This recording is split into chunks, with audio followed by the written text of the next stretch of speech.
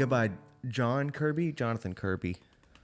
Well, people called me Kirby for forever, and then people called me John, and only since I started recording my own music, there's a gentleman in California who is on Stone's Throw Records named John Carroll Kirby. I'm Jonathan Cross Kirby. So simply to simplify Spotify listings and Discogs pages, I was like, okay, I'll go with Jonathan Kirby. He can be John Carroll Kirby. I actually met him in 2004, like in a really weird, unplanned fashion. But we were both, he was 25 and I was 24. I was like, this is gonna, and he played keyboard, I played keyboard. I said, one day this is gonna become a problem. And like, sure enough, like we now both write and record piano based, like ambient music. So Yeah. what's up, John? Well, on that note, See you at the finish line. I'm at the Red House with one of the John Kirbys, aka Jonathan Kirby. Yeah. Thank you for having me. Yeah, man. I'm glad you're here. Good to be back out in the woods. Yeah. So, I'll introduce it this way. Okay. Someone messaged me and said, hey, for your podcast, you should consider John Kirby because he's a solid local music advocate. Okay. What does that mean for you? Well, I mean, I've always, I played music in high school. I was in bands in high school.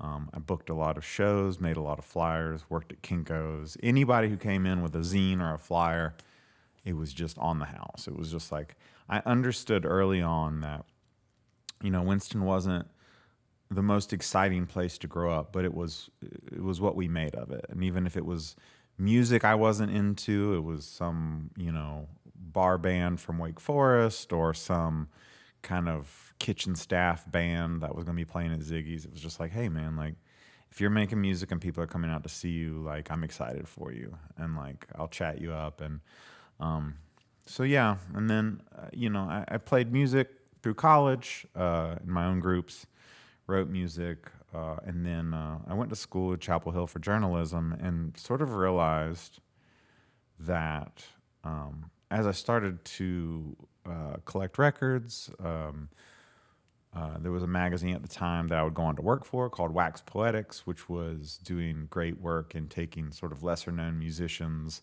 and sort of giving them their due, or taking medium known musicians, jazz sort of heavyweight, middleweights, and sort of like casting a new light on them. I realized, there are so many musicians out there,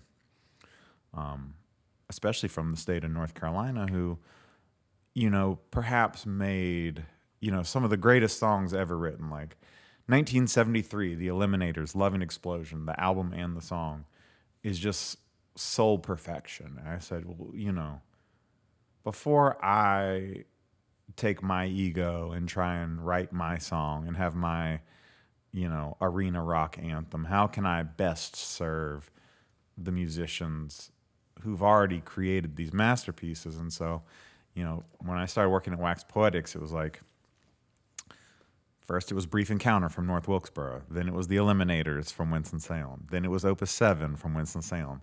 Then Odyssey 5, like from Winston-Salem. These soul groups that have recorded records. I was just like sort of sneaking in little pieces of content. And I would go on to write at great length about lesser known musicians from North Carolina, start collecting records, devoted entirely to collecting independent recordings from the state. And then, when it came time, when I moved back 4 years ago, and there was all these great artists, Sonny Miles, Victoria, John Ray, and everything that he does. I said, well,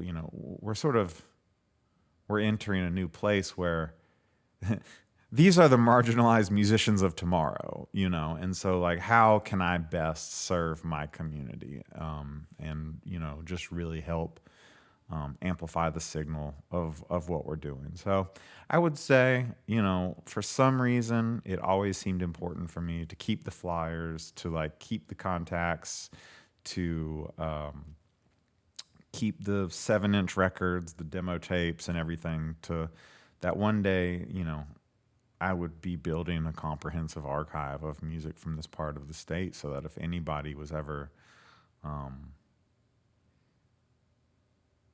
you know, if I ever got in some kind of standoff with somebody from New York or Detroit saying, "Oh, you know, North Carolina ain't got nothing on us," I'd be like, "Well, actually, you know, like Exhibit A through double Z shows that, you know, North Carolina, for lacking musical infrastructure, had a handful of really great studios, a handful of great colleges with long histories of having, you know, abundance of creative talent, and you know, we didn't have the labels, we didn't have the promoters, but a lot of really amazing music was, you know, I think not only created here but conceived here. Like, there's something about us as North Carolinians that bind us. There's not these rivalries. There's not this, you know, like Lexington versus Louisville, or this sort of like, we don't have a lot of like sibling conflicts here. It's sort of like everybody in North Carolina is pretty much down for North Carolina, and so I just think there's a spirit here of kind of supporting each other, and I just wanted to be a sort of exemplification of that. So that's probably why somebody would say something like that, if I had to guess. Well, I'll cut this vibration off so we can, so I don't have That's to your get call, man. distracted by that. That makes sense, man. So I remember a few years ago seeing a friend of mine post something about like a rapper in Charlotte, Okay. talking, and they use the phrase like "put North Carolina on the map" or something. And I think as you talk through that, I understand what that means. I guess I understand that because I remember it being such a big deal when like you know, even thinking about when the Outkast won like a rap album award and felt as though they were putting sort of the Southeast on the map compared to New York and L.A. There's something about regional ownership of a sound and of like of a genre of music or whatever, and of a place in the industry, realistically speaking, that seems to be something that people can take pride in. And I guess I hadn't thought about it in exactly the terms that you just laid out. What would you say is the sort of the idea of like regional music, the idea of like capturing a culture, like capturing a culture that is maybe specific to a region? Like, what is it about North Carolina music, I guess? Do you notice an identifier, a personality that it has? Well, you know, that's difficult because it fluctuates between genres of music. I wrote a series of articles for the North Carolina Arts Council a few years ago when they had this big Come Here NC campaign, HEAR. And the name of the series was Rural Americana, Psych Folk and Fringe in Appalachia. And it basically explored. It's a lot of words. Yeah. It basically explored like exactly what kind of motifs, culture existed in, you know, Boone. Well, I think there was an artist from Mount Airy, Brotherhood of Peace, who was sort of like a power trio. There was a group called Sun Cycle who had a song called Acid Raga from Asheville. It's just a blistering two-sider of just, you know, lysergic insanity. There was a gentleman named Kerry Rowland who lived in Asheville and was part of sort of the coffee shop scene, as was a guy named Dan Lewis who created, you know, what I think should be what people think of James Taylor, Carolina in My Mind, which I actually think is really just a song about him and his experiences of, mental anguish and breakdown. Dan Lewis, to me, wrote the North Carolina anthem, just about the mountains and the changing of the leaves. And the rhyme is perfect. It's poetry. It's a beautiful hand-strummed diddly. But there was Dan Lewis. There was a group from Hickory called the May Street Tops that recorded a record in Taylorsville, North Carolina, at Galaxy 3 Sound Studios. That was just a long-haired headbanger of a really great hard rock record. So, what I noticed is certainly, again, in rock music, there was sort of, the hippies, the sort of reactions to Black Sabbath, Led Zeppelin. There was, honestly, like a lot of groups that were pulled apart by like, this guy smoked weed and saw the devil, and this guy smoked weed and saw God and decided he was going to devote his life to Christ and start playing Christian music. And I actually, if I were to make I teeter and totter with the idea of making a book sort of devoted to this, but rural Americana, psych, folk, and faith in Appalachia, because it did seem like there was a lot of people making sort of kind of commune, barefoot, hippie, Christian music at that time. And I think that, there's a deep tradition of all that in the mountains of North Carolina. And so, you have the church and soul music, you have gospel, you have the early roots of rock. None of the guys in the Eliminators, when they talk about the early groups they were in, like Gore and the Upsetters or the Teen Tones, or these groups that were, black groups from the early 60s, they'll never tell you they were in an R&B group. They're like, we were a rock group. R&B is something, the industry came along and put on us to delineate us from white rock groups. We were a rock group. We called it rock. People called it a rock show. So, I think you have, real people who are still alive, who still live here in Winston-Salem, who were part of the first wave of authentic rhythm and blues rock, Chuck Berry, upbeat dance music. And then, I think that our hip hop is just really, I think North Carolina, through having an abundance of HBCUs, being close to DC, being along I-95, I think has just like, it's kind of the furthest south you can get and still sound like New York, like still have sort of a sophisticated sound before it's truly Southern. So I think that, a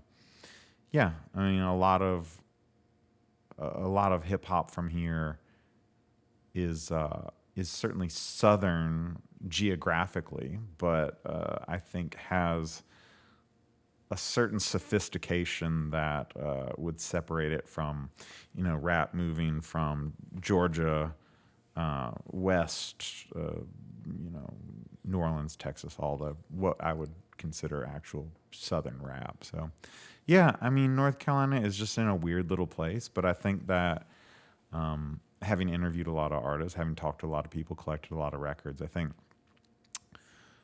that sort of support where you would find what I would call salt and pepper combos, groups that had black membership and white membership. The whole genesis of beach music is, evidence that while the British invasion was really taking root, across the world and certainly our country, there were Caucasian people here, garage groups that were a little bit more into, what Curtis Mayfield and the Impressions were doing and what Smokey Robinson and the Miracles were doing. And I think that, semi-acceptance of black culture by Caucasian Carolina in the 60s, is a testament to how,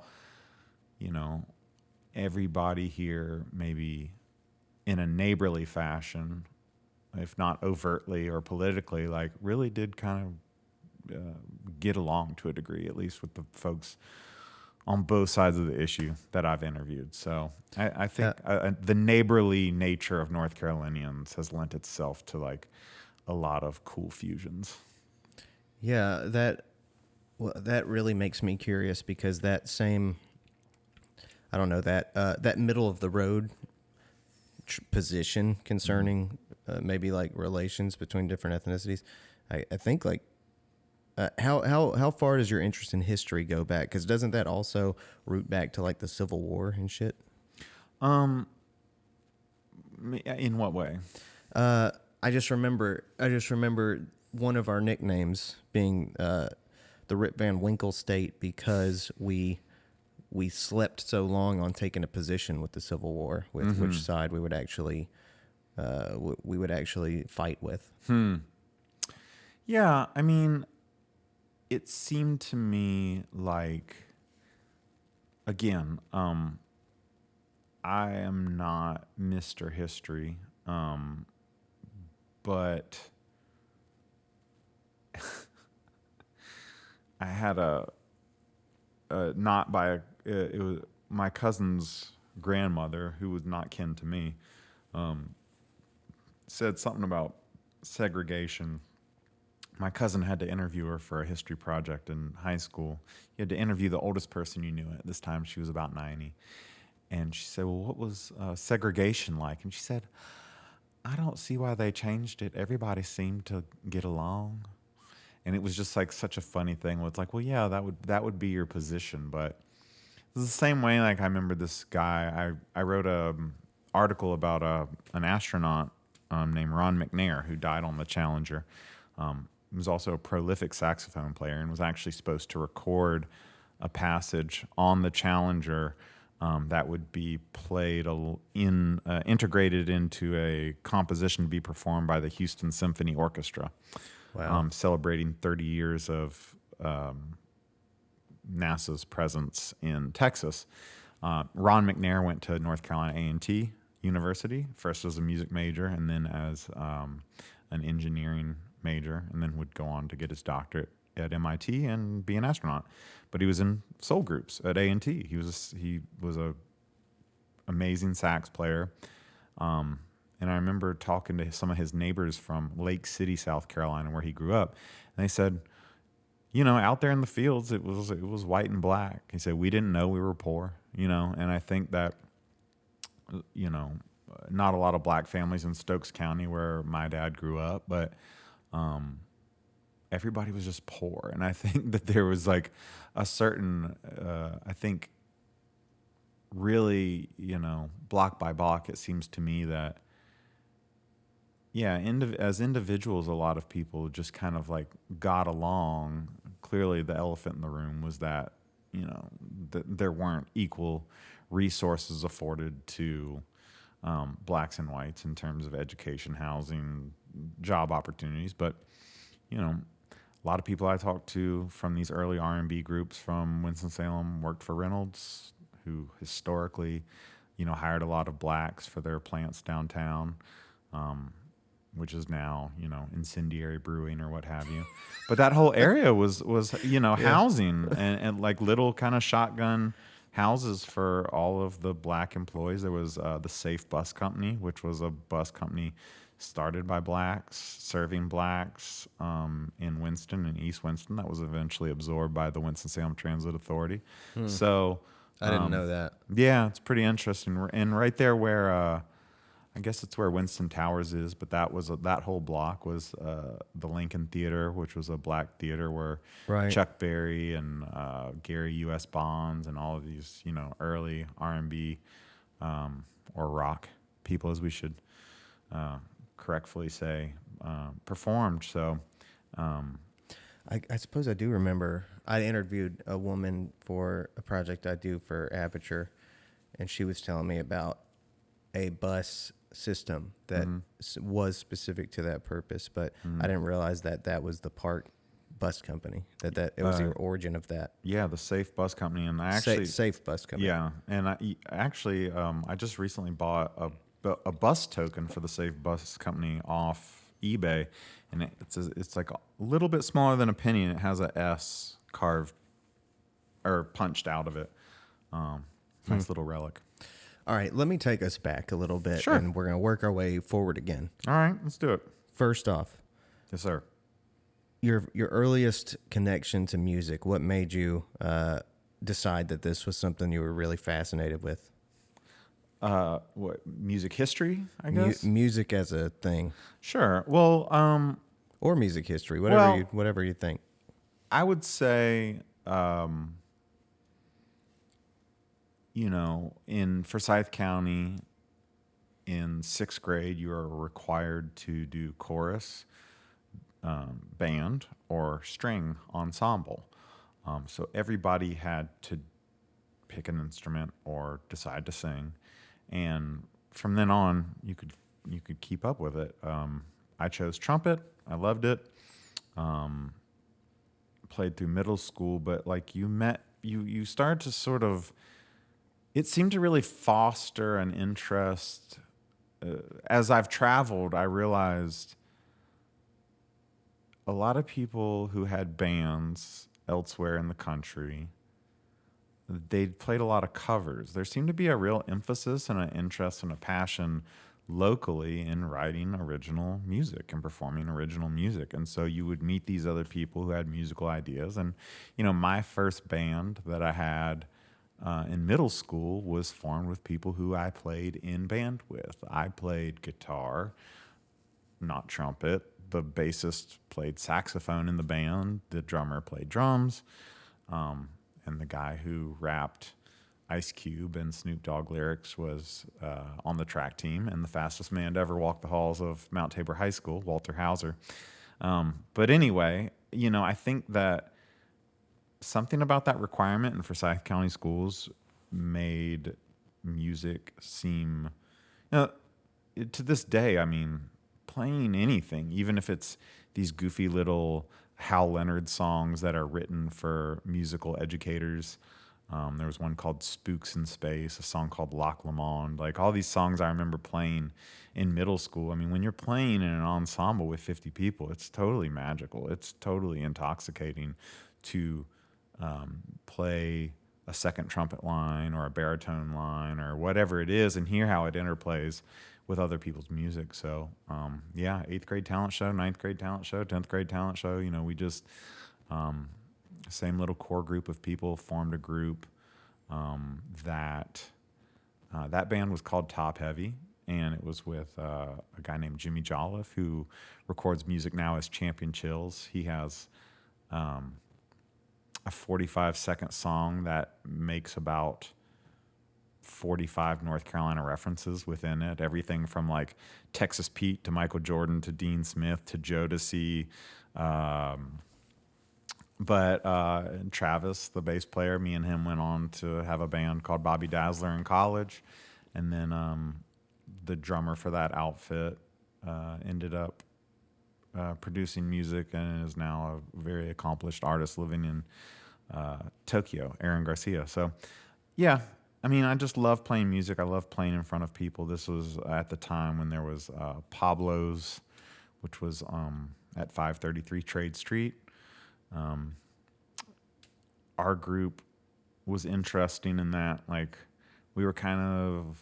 I was kind of like a skater who wore button-up shirts. The other guys were like football players. Then Aaron had, lip and tongue piercings and was definitely like dyed-in-the-wool punk rock. But we ended up kind of creating a group that sort of fused a lot of the social groups in Winston-Salem, and like preppy girls started getting into skateboarders, and like soccer guys started like flirting with like girls with like purple hair, and then like kind of opened up. Because again, a thing in Winston-Salem, whether it's class, race, clique, whatever it is, it's like, it's such a small town that no social group should be off limits. No club should feel like a place where we're not welcome. I just really feel like we have to take advantage of all of the scenes, and we have to go check out all the music, and and support each other, because it's 250,000 people living here. 50,000 less than Cincinnati. You know, I mean, it's like, it's a small city, but it's not tiny. And,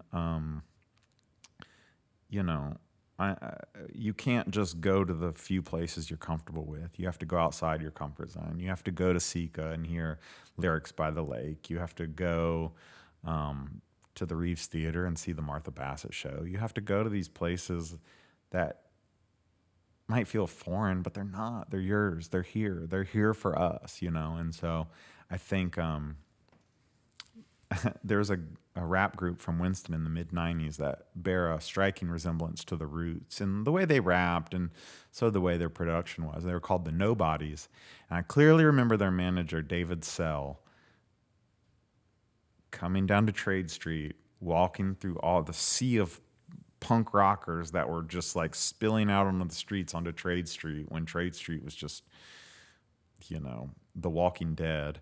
And, you know, mid-'90s, and passing out hip-hop flyers. And that was somebody who said, look, like, we got to reach out to everybody. You know, like, in order for there to be any kind of scene here, everyone has to feel welcome and everybody has to feel sort of, you know, we have to extend a hand in every direction, either to be helped up or to help someone else up. So, yeah, I mean, I just always, again, even with that first band, it was about, okay, well, my preppy friends who play soccer hang out in the McDonald's parking lot on the weekend. Like, why don't they come down to Trade Street and like see some music? Yeah. And I mean, it doubled the amount of money that venue would make on that night. So I think just always like inclusion, accessibility, and again, you know, for the problems Winston has, like, it has a lot of advantages if you just utilize them. Yeah. So then what, these are like the two obvious bio questions, I guess, Okay. that I want to try to use to get a more clear picture of where you're coming from. Sure. Early on. It sounds like you were like you really started to appreciate music at a fairly younger age. And so that was like a social network for you as well. So then when you went to school, how did you end up picking journalism? I like, you know, even like very early on, even in middle school, I was using the karaoke machine on my boombox to like overdub and like make tapes of myself playing and doing that, you know, getting a 4-track, recording music. But I didn't have a lot of support from my folks in terms of like pursuing music, going to school of the arts, you know, doing something like getting a music major. I kind of went to Chapel Hill and figured I'd figure it out. I love taking pictures. I love storytelling. Like, as you may tell, I have either a curse or a gift of gab, and you know, we come from a long line of yarn spinners. But you know, I really liked journalism, storytelling, photography, you know, what a picture could say. But then I also found like sort of the camera could, certainly at that time, before cameras were just like ubiquitous in everybody's pocket, it kind of put like a strange, intimidating piece of machinery in between you and your subject. So I kind of latched on to like what we'll just call macro journalism, which now would include podcasting, you know, video content, photography, sort of receding to the margins of modern day storytelling and, you know, content because of what streaming has done to the world. So yeah, I said, okay, well, you know, I'll get this degree to appease my parents and have sort of a fallback. Music is always something I can do. It's sort of like, if you want to learn Spanish, go to Mexico. Don't go to college. You know, go get you a job at a resort. You know, just there's so many ways to learn. There's some things that you can't learn in college. There's some things you have to. If you want to be an architect, you can't just be like, well, I'm going to play with Legos until I get this sick architecture job at this sick architecture firm in Charlotte, you know? Right. So for me, it was sort of like, well, journalism seems cool. Let's do that. I was in a band all through college. So, you know, it didn't keep me from being creative and playing music. But, you know, I certainly, I moved to LA for a little bit after college to pursue music, and the drummer from my band moved out there as well. And so that's when I started playing left-handed bass, right-handed Rhodes, singing. He played drums. Our very first show at El Cid on Sunset Boulevard, we opened for Warpaint at their very first show. Warpaint is now a hugely successful female group from Los Angeles, who at that time were sort of friends of friends. There was a little cluster of Winston-Salem triad expats in LA, and they all kind of knew these girls in Warpaint, and so we opened for them. They were super nervous. One of the girls was dating John Frusciante at the time, and he helped us carry our drums on stage because the drummers were using the same drum set. And I remember saying, when's the last time you carried a bass drum? He's like, I never carry equipment. But I had a really funny moment backstage where James Valentine from Maroon 5 was like, this is a really cool sound. I really like it. I had a group like this in college in Omaha, and you know, we had a guy who played Nord bass, Rhodes drummer. I played guitar. He's like, would you ever think about adding a guitar to your lineup? And I was just like, oh no, you know, I think guitar's kind of lame. And that guy was in Maroon 5. You know, like, why did I kick the guy from Maroon 5 out of my band before he'd even joined? But LA wasn't for me. I moved back home, and I think at that time, with my photojournalism degree, I got a job at Go Triad, which was the alt weekly here at the time, writing about nightlife and stuff. And seeing like what writing about a mom and pop bar or nightclub could do for an individual's livelihood, I mean, really showed me the power of like, okay, you know, I can feed my own ego. I can sort of take these half-baked musical ideas that I have. I can play these ugly root triads on the piano and try and do something, or I can just sort of like use my powers for like the greater good. And that's when I stepped away from creating music and then went to work for Wax Poetics writing about music, then went to the Numero Group in Chicago writing liner notes and researching music for multi-artist, single artist compilations of unreleased or under-released independent music. So, you know, it wasn't really until pandemic when everybody was locked down that I said, okay, I now have something to say musically. Like, I now have something unique. You know, I created this music, this album, which came out on vinyl, Safe to Disconnect, as a salve for sort of just like what everybody was feeling. I just said, I'm going to sit down with the 4-track, Wurlitzer, Moog Prodigy, a couple little Casio battery-powered keyboards, just make something to sort of like send to my friends so they'll know we're okay, you know? And I mean, that just totally yanked me out of retirement back into writing and recording new music, which, you know, the sequel to that album will be out in about 4 months. And so, yeah, sometimes you gotta walk away from music to find it, you know, to really find your role in it. And again, it wasn't until, okay, like the air is poison. We all have to stay inside. I can't go, you know, get somebody's record or go interview somebody. You know, I have to sort of like sit here and, you know, rather than twiddle my thumbs, why don't I just kind of put together some little sort of mellow mantras for people to sort of like listen to and sort of tune out for a while. I relate to that, particularly. Obviously, I think it happens with a lot of people.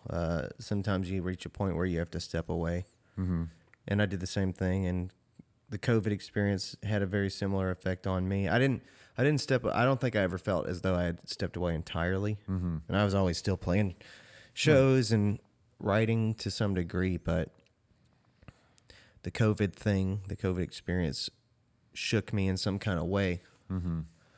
Why do you think that it shook you in such a way? Why do you think it was the thing that brought you back? Besides the air being poisoned, you could have gone into video games. You could have gone into writing a novel. Yeah. What do you think about this experience made you decide, okay, I think it is time to make some music to share with my friends and go that route? Well, I think that like at that time, the thing I was most excited about was they had just put a historical marker off Cameron Avenue at the house where the Five Royals practiced, right next to where Atkins High School was. And this was the home of Loman Pauling, the guitar player who influenced, the Rolling Stones and Booker T and the MGs. I mean, really profound creative genius with the electric guitar. They had just dedicated, put a historical marker in front of his house to say this is where the Five Royals rehearsed, and Loman Pauling's grandson still lived there.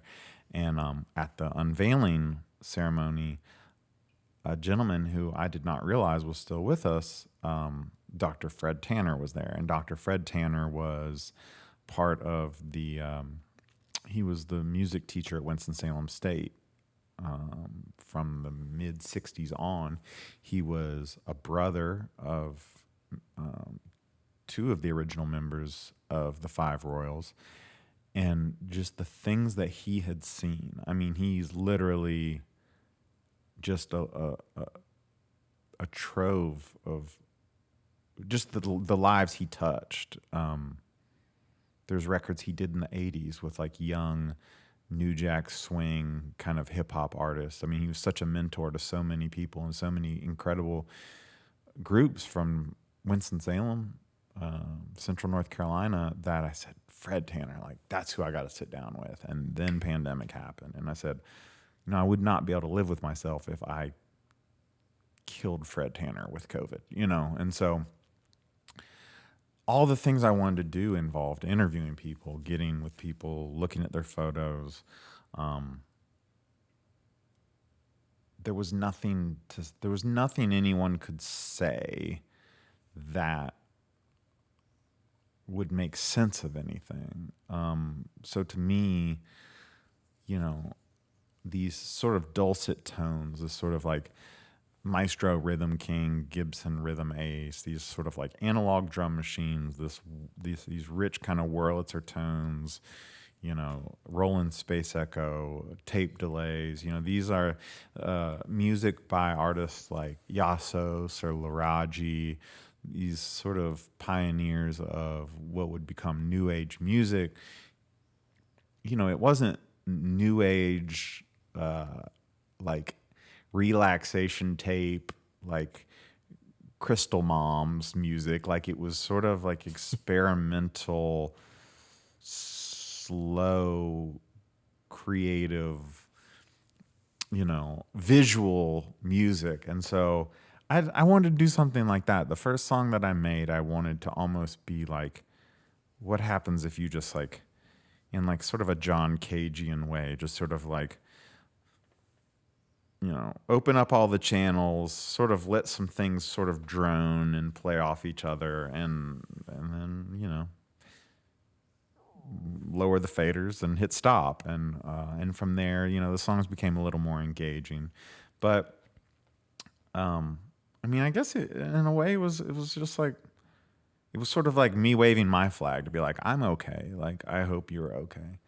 When I started I decided to make copies of those tapes on a duplicator I had at home, hand decorate them, sell them for $20 each, and if you bought one, I would record a song just for you on the 4-track and add it because I didn't have anything to do. No one had anything to do. You know, up until the real heavy, hard truth of, you know, the events that spurred a lot of the Black Lives Matter protests, where you're at home instead of being at home, you know, waiting to hear what's happening with this disease, you're at home hearing about these unarmed people of color just being murdered by police. Like, it made it a little harder to really feel like you were just sort of in a vacuum. And that was those vacuum moments between pandemic and like George Floyd and all that was sort of like that really, for me,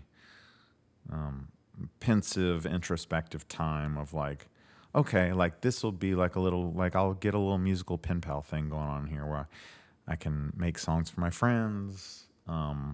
You know, this will just be what I do for a little bit.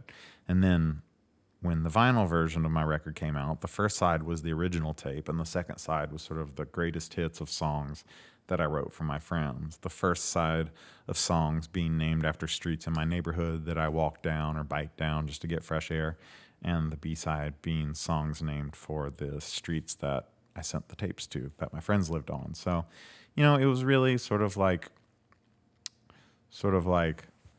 you know, side A is like me expressing myself, and side B is sort of me sort of expressing my sort of like appreciation for my friends and my support system who, you know, it's all we got in those times.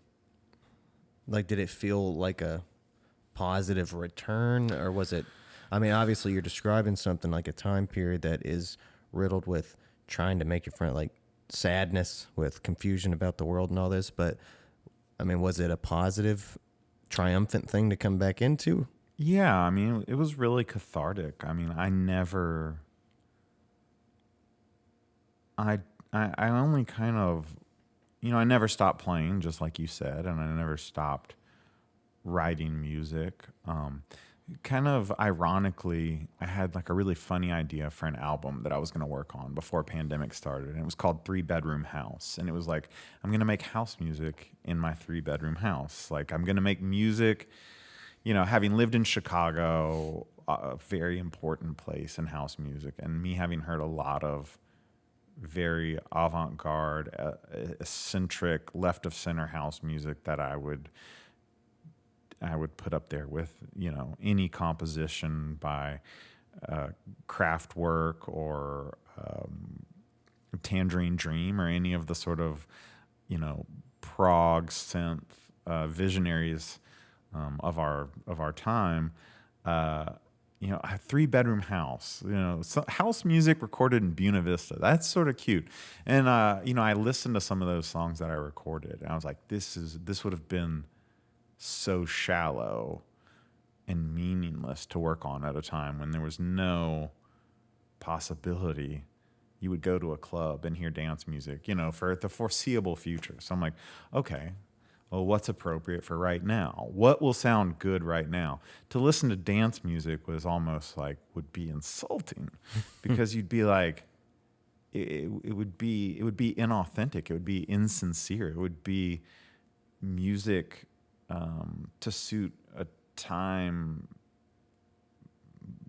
that was an impossibility. Was history. So yeah, at that point I was like, okay, like I said, I have something to say now. Like, before, I didn't feel like any of my musical ideas were important enough to crowd an already very crowded landscape of good records by good artists who people had heard of, good records by good artists no one had ever heard of. And I was just like, let me prop other people up. Like, let me just be a fan and a conduit. Let me introduce this musician to this musician. Let me tell these people about this scene, through my work at the record label. The 2 Grammys that I was nominated for were for a compilation box set called Purple Snow, Forecasting the Minneapolis Sound, which the objective was to take Prince, who was one of my all-time favorite musicians, and sort of explore the black music scene of Minneapolis at the time that he was coming about, to see exactly where his influence came from.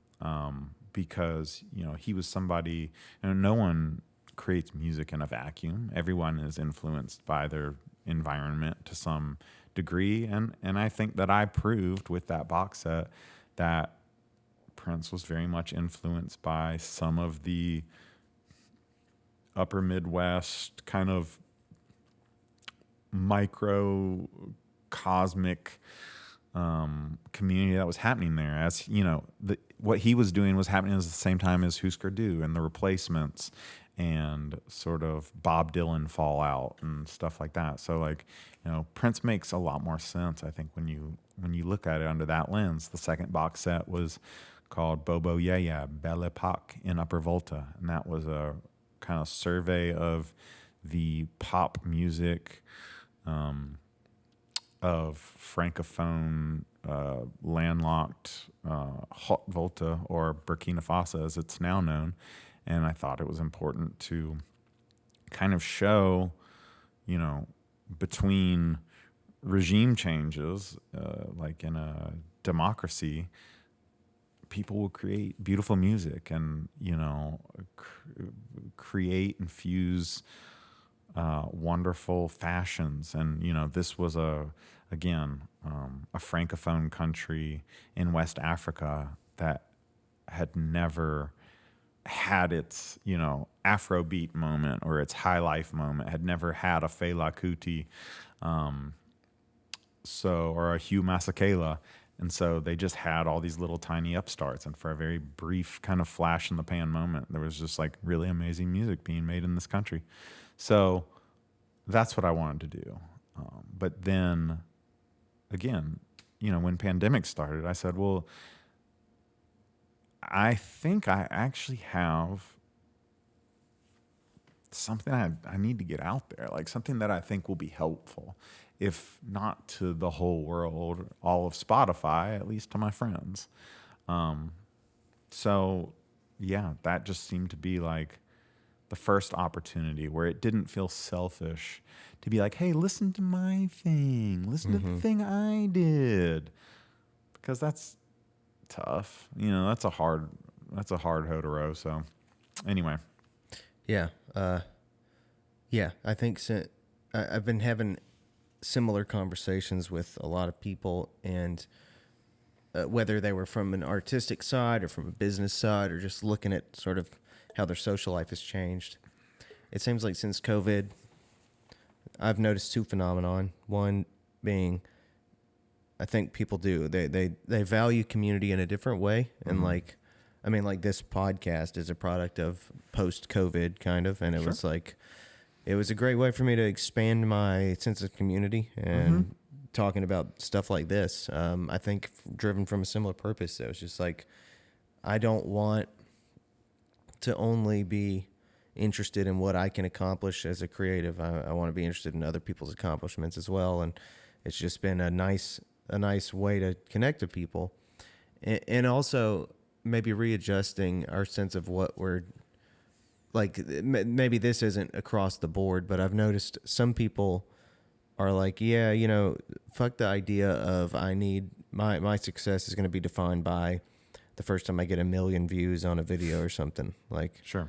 or the first time I get 10 million streams on Spotify. Maybe my level of success could be maybe my metric is off, and maybe it's more about the market that I'm immediately connected to than it is about the international market or the national market. And I think that could be a good adjustment in a way.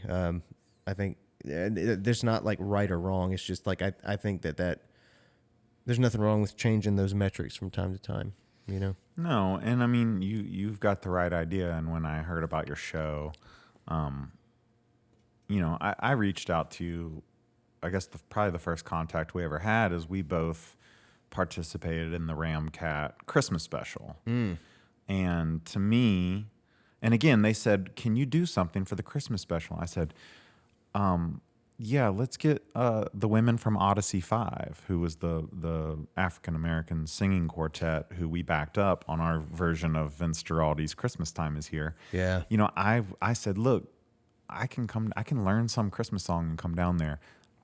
I want to give the glory to these women, you know, who haven't, you know, gotten their flowers yet for their, you know, remarkable achievements as Black female artists from Winston-Salem." And you know, you didn't phone it in either. You made a cool Christmas Time in Winston. Was that what it was called? Christmas in Winston-Salem. Christmas in Winston-Salem. I was, you know, that's what it's about. You put the stamp on it. And so, you know, when I heard that you were doing this podcast, it's perfect. There was a gentleman in Minneapolis who I worked with named Spike Moss. And he was a civil rights leader, a community advocate. He had basically a rec center on the north side of Minneapolis where a lot of these young Black groups, including Prince's first group, Grand Central, with Andre Simone and Morris Day, where they were able to play. And when I got in touch with Spike and said, you know, "Can I borrow this flyer? Can I borrow this photo? Can we use this recording?" He said, "Anything to help the community. Anything to help the community."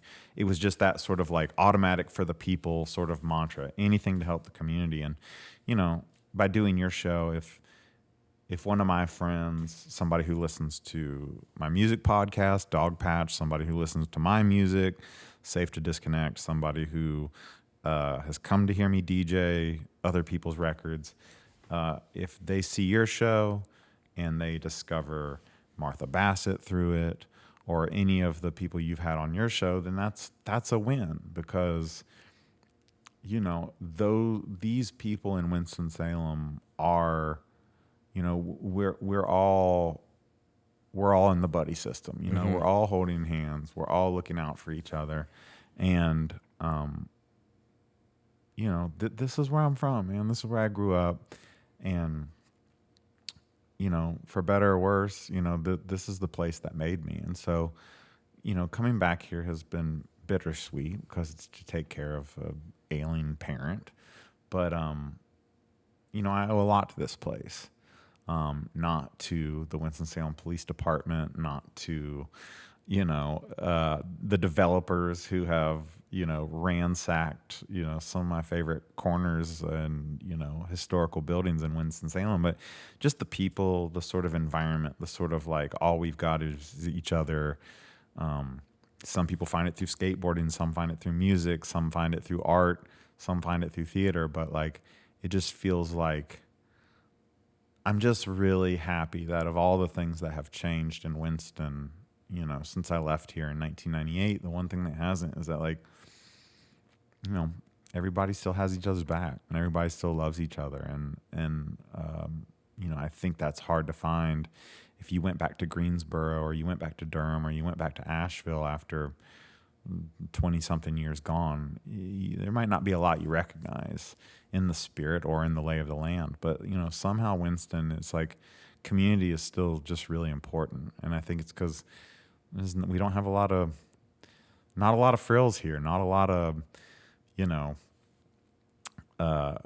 breweries to tour or pub cycles to, you know, pedal on, or, you know, these kind of food truck food halls, or just, you know, these things that have been in all these other cities for, you know, a decade that I guess we're just now getting. You know, it's still been house shows, it's still been pop-ups, it's still been this sort of DIY, you know, ethos that we've sort of perfected. So, yeah, I mean, I think your show comes from the same place, which is like, you know, I can do this alone.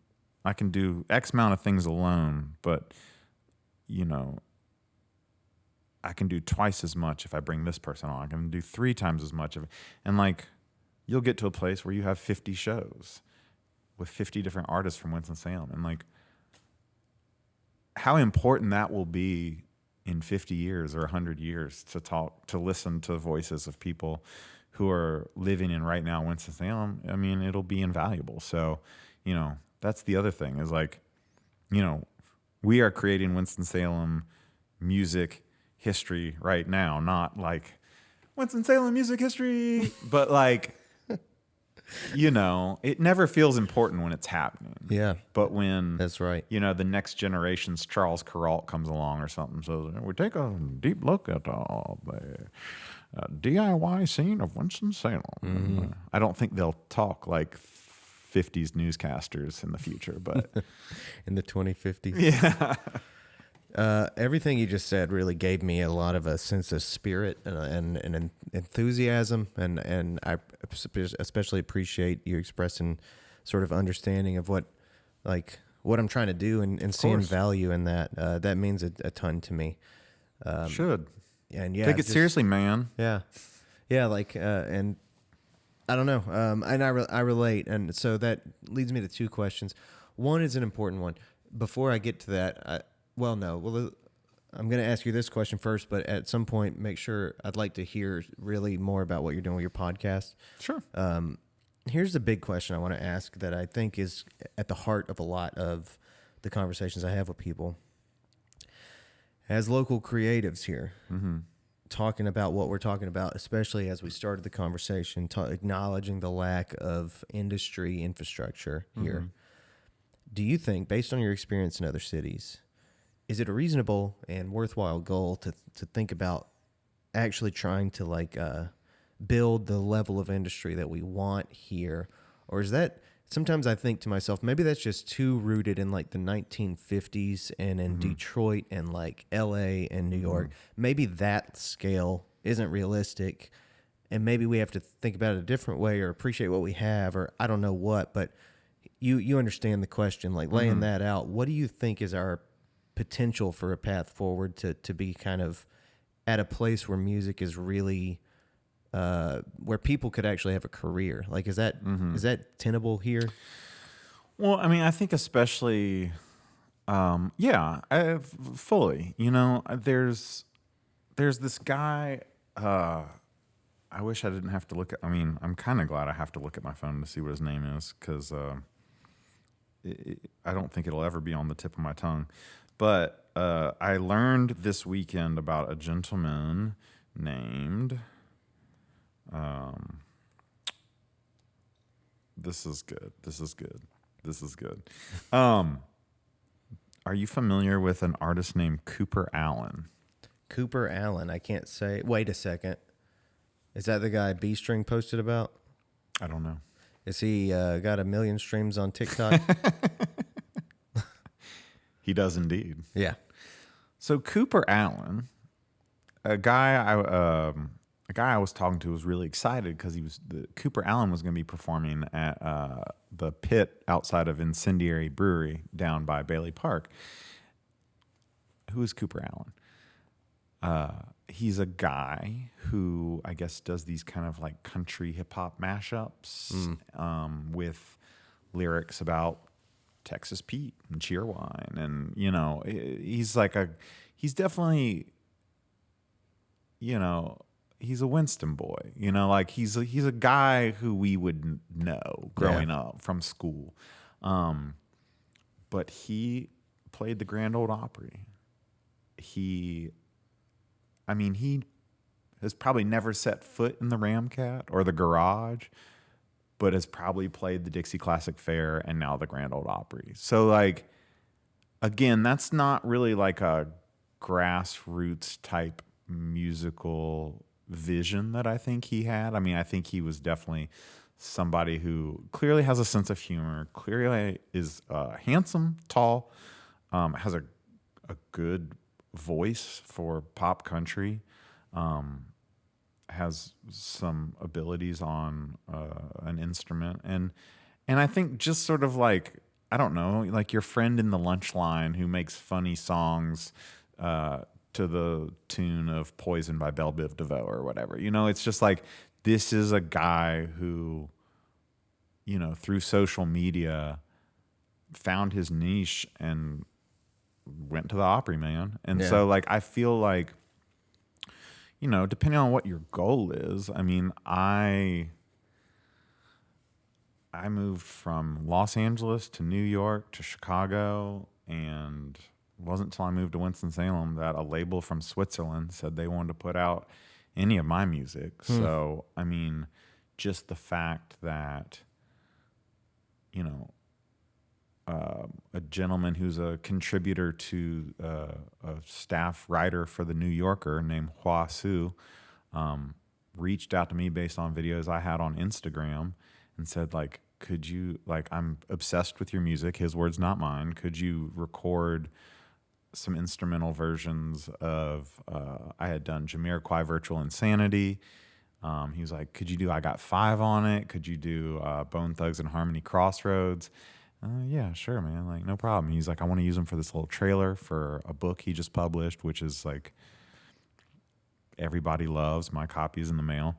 And so like that didn't happen. It's funny because he said, do you live in New York? Was his first question. I said, no, I don't live in New York.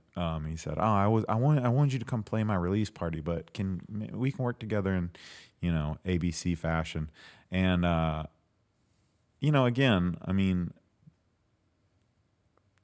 end of the day, creativity comes from comfort. And if you're worried about how you're going to make rent, or you're worried about if your parents are all right, if your people are all right, if you're just, if you're unhappy, if you're spiritually sick, you're not going to make art that reflects, the parts of you that I would assume you want the world to know more about. So, I still, the podcast was a podcast I started in 2017 with a really good friend and neighbor and, leading authority on obscure music, Dante Carfagna. It's called Dogpatch, and we record it. At this point, I go to Chicago and we bang out 7 or 8 in a week and fly back, and he mixes them and puts in the drops, and it goes on the internet. And at this point, I'll be going to Toronto on Wednesday to DJ for a festival, based more on what that podcast means to people than anything I did with Numero or Wax Poetics. So, that's something that I don't have to be anywhere. I mean, fly to Chicago, eat some deep dish, make some podcasts and come home. And that reaches, I remember there was one time we posted online and the first hit we got was like Syria, like somebody from Syria had downloaded, and you're just like, duh. So yeah, I mean, I'm happy to be back. There's to be honest, like, there's nowhere I'd rather be, because there's nowhere I really want to be. I mean, it's just like, you don't have to be anywhere to do the things you want, at a certain point, once you get to a certain sort of flying altitude. So, yeah, I mean, for better or worse, the internet is here to stay. And, anyone who's ever been stuck in traffic in LA can tell you there's a lot of people in a lot of cars listen to a lot of podcasts, and they seem to mean a lot to people. So, I think it's great that, I think a lot of good is coming from, I mean, there are just, look, this isn't my thing, but if there are people making a living on Twitch streaming themselves playing video games, then, hey man, like, you didn't have to go get that job at the bank that your dad wanted you to get.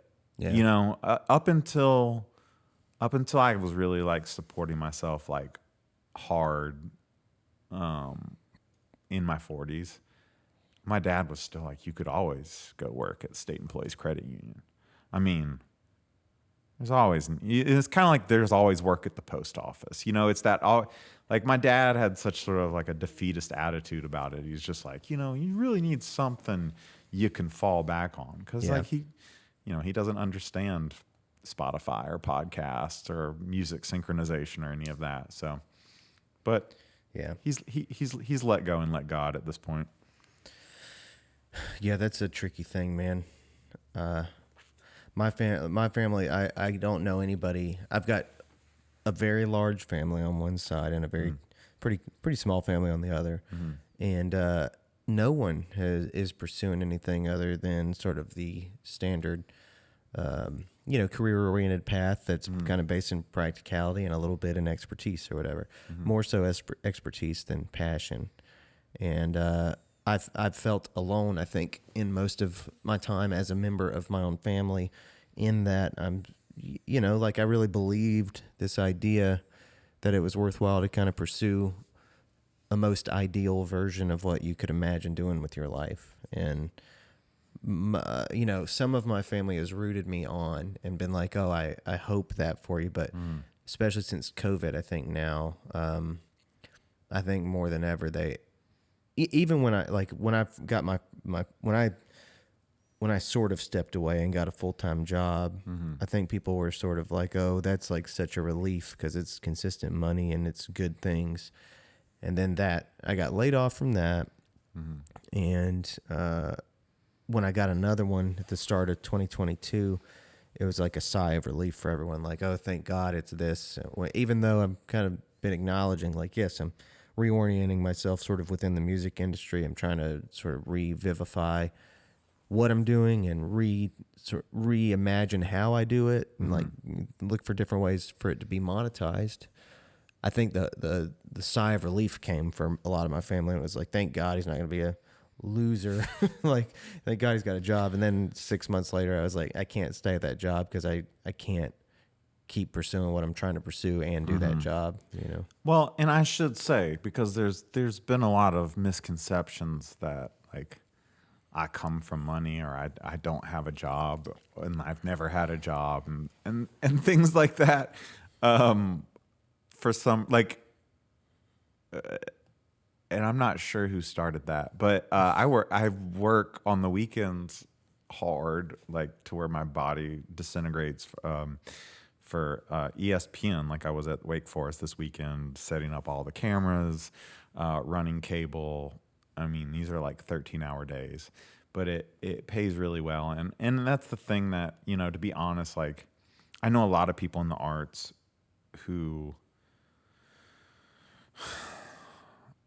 better artists than I, better musicians than I, who can't make it on music alone. I am one of those people. You know what I mean? Like, I fortunately, like for the last 20 years, off and on, and since I moved back, more on than off, have worked as a utility with ESPN, with Bally Sports South, with the ACC network, with this last game this weekend was on ABC. So, it ain't all dashikis and Wurlitzers for me. It's like on the weekend, I'm at Truist Stadium at 6 a.m., uncoiling 500 feet of coaxial cable, for the Wake Forest Clemson game. So, Yeah.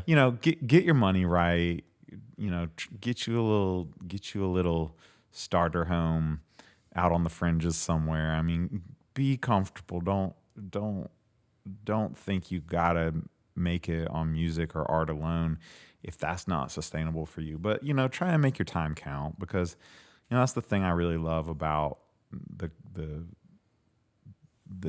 industry that I'm in, is that like it does pay really well. Sports makes a lot of money, and those advertisers, Buick, whoever, they pay a lot of money for those Hurricanes games to get on TV. So, Yeah.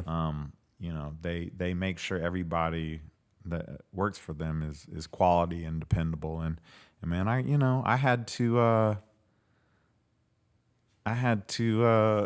not do a gig performing my own music at the Pinhook in Durham, opening for a guy named Kasa Overall, because it was day 5 of a 5-day stand at the Greensboro Aquatic Center doing Olympic swimming trials. You know what I mean? And that's just a reality. But then on that Sunday, I drove up to Third Man Records in Nashville and opened for him in Nashville.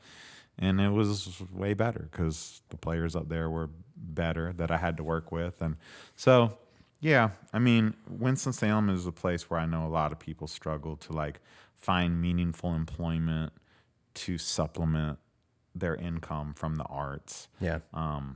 But you know, it's.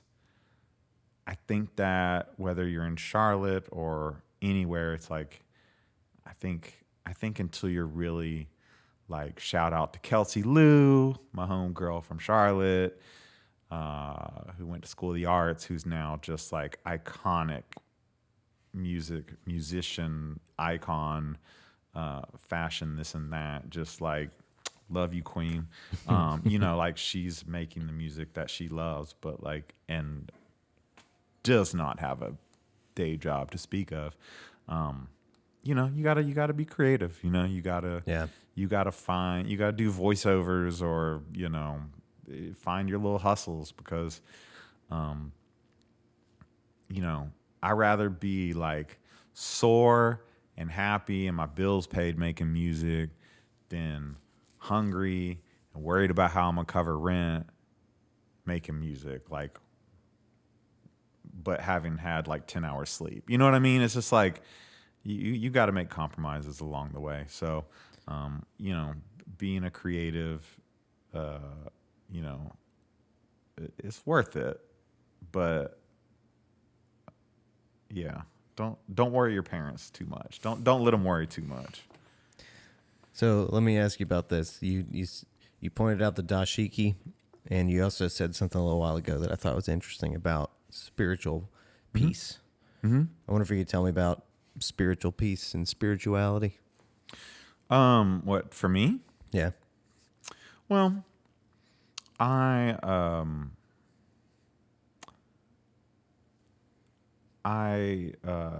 meditate. I'm a practitioner of transcendental meditation. I used to have these dreams where I would write these incredible songs. And in my dream, my hands they were just playing the songs. They weren't, you know, I was doing this and the amazing songs were coming out, and I couldn't ever wake up and remember the melodies. They were so intuitive in my dreams. And so, you know, through meditation, I've been able to sort of either in my dreams wake up, remember the songs, or sort of find melodies sort of conscious, you know, during my waking hours. You know, I don't have, I don't believe in anything other than sort of chaos, and you know, the fact that we're here is surely a blessing. Whether there's, you know, there's sort of, I don't know. I guess I worship the Big Bang. You know what I mean? Like, I love all of the accidental circumstances that brought us all here together, and I think what we make of it is, you know, between when we're born and when we die. I just think that I try and really be present. I think being present, putting the past behind you, certainly learning from it, but, you know, unfortunately, my dad has a really unfortunate mantra, which is like, we can do it tomorrow. And I'm like, you don't know that, you know? And so I'm not somebody who is living every day as it is their last, because that would be stressful. Mm-hmm. But, you know, I really do think, like, you know, we will, you know, we are creating our legacy. We are making our contributions right now. You know, I try and take only memories, leave only footprints, be conscious of, you know, how I treat the earth, what I put in my body, try and be plant-based, try and, you know, drink clean water. practice Kung Fu. I'm a blue belt in Kung Fu. I've been doing Kung Fu for 3 years, and that's really helped me with like my confidence, my discipline, my physical health. I was like sort of diagnosed as pre-diabetic when I was in Chicago, and they were just like, "You got to exercise, dude. You can't live in Chicago and eat food in Chicago nearing 40 and live a happy ever after life." So, I think it's just like kindness, compassion,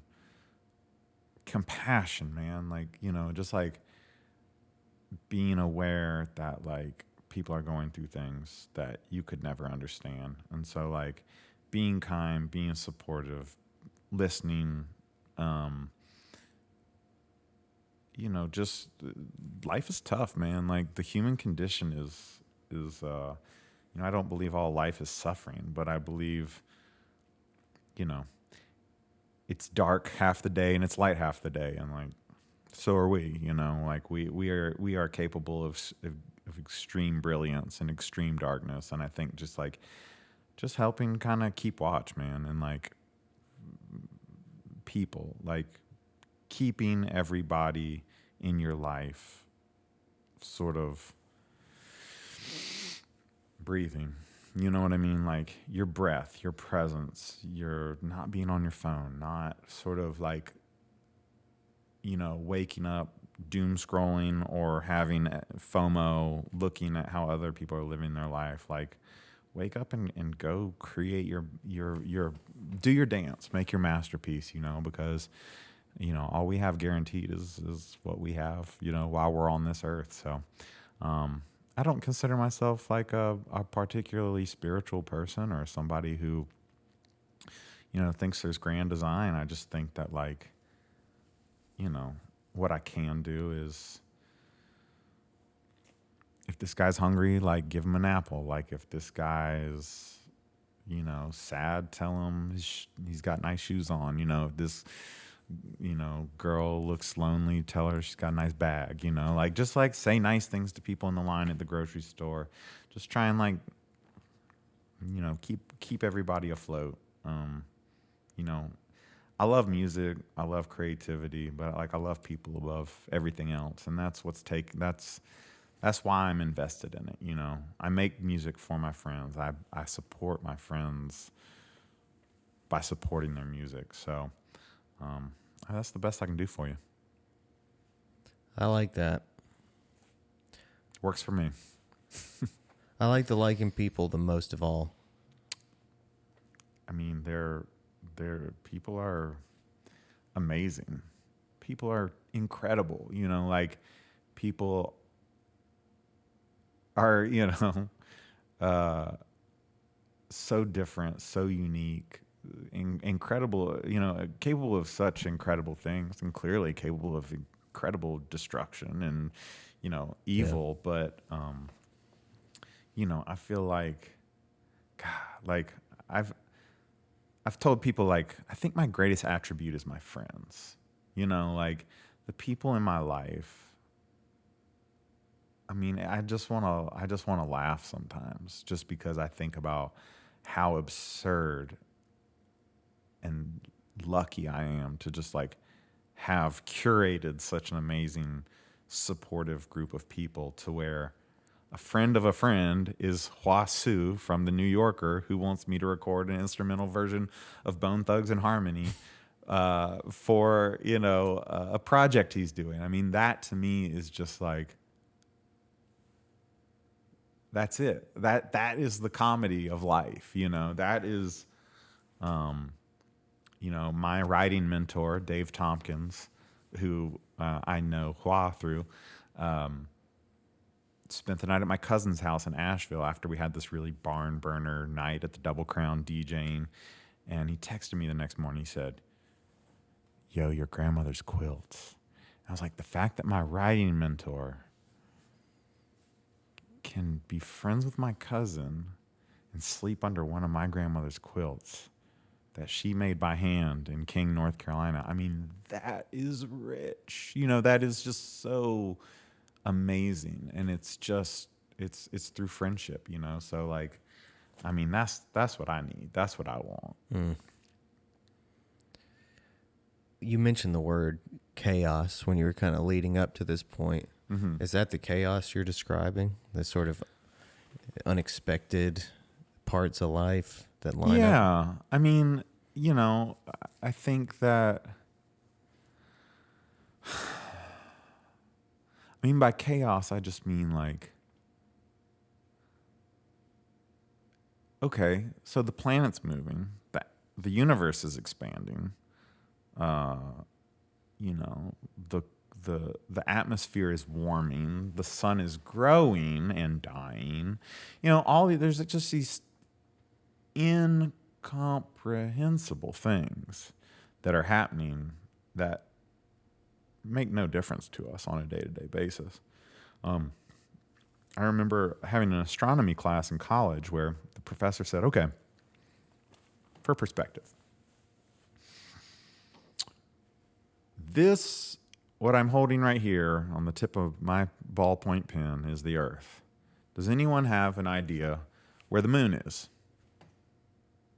Everybody's like, I've right there on the corner of the desk. He said, front row. Gives the person in the front row a toothpick. He said, okay, the tip of that toothpick is the moon. Anybody care to guess where the sun is? Everybody's like, I don't know, like fourth row back or, out in the hallway. He said he went up to the top row and gave somebody a golf ball. He said, all right, here's the Earth. There's the moon. There's the sun. Does anybody care to guess where the next closest star is in our galaxy using this model? So people are like, Durham, Asheville, New York City. The next closest star is the size of a tennis ball in San Diego. Well, what do you do? I mean, you I'm surprised I didn't walk out and like quit school that day, because when you're looking at the universe on that scale, what does anything matter? What are we doing? You know what I mean? But so this is what we've got. We're sure we have this. We're sure that today we can have a cool conversation about music and make a new friend. And you find out something new about music. You found out about my podcast. Mm-hmm. You found out about, you'll listen to that and, you'll find out about some new artist that you didn't know about. So like, this is what we have. We can be sure of this, And so I think in light of that chaos, in light of that tennis ball in San Diego, we're kind of obligated to just kind of have fun, and I don't think, studying Kung Fu, being a practitioner of meditation, there are some things that you have to settle inside yourself. You have to have yourself straightened out. Therapy, antidepressants, exercise, whatever means you have to get yourself straight. Ayahuasca, vomiting out the misdeeds of your ancestors, whatever you have to do to feel balanced and feel okay inside is only going to improve what you contribute and how good of a